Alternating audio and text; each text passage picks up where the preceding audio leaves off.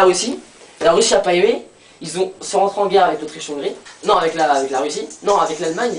Ta gueule, putain. La France et l'Allemagne sont arrivés. La France et l'Allemagne sont arrivés. Non, non, pas la France et l'Allemagne. La France et l'Allemagne sont arrivés. Et ils ont déclaré la guerre à la France. Non, à l'Autriche-Hongrie. Et bon, pas ça, c'est de l'alcool. Et à l'Autriche-Hongrie et à l'Allemagne. Elle vérifie. Et Elle a trop fois confiance en lui. et la déclaration de guerre de la France et du Royaume-Uni à la Triple Alliance, c'était le 3 et le 4 août. Ensuite, il y a eu la guerre de mouvement. Il continue. Ensuite, il y a eu la guerre de mouvement. T'es un DS à la rentrée? Non, non, mais j'ai le droit d'être intelligent. Non, j'ai pas le droit. T'as pas la tête à ça. Et donc, en fait, après, l'Allemagne, après, c'est tous les peuples, c'était super contents de faire la guerre et tout. Mais après, ils sont partis à la guerre pour la résignation, tu vois. Tu comprends le mot résignation? Tu comprends?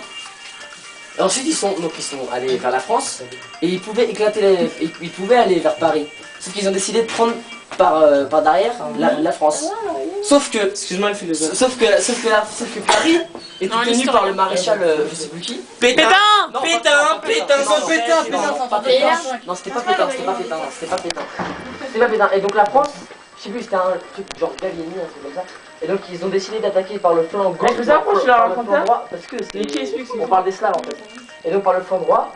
Et donc, Mais si je leur casse les couilles. et donc la France ont gagné leur première bataille.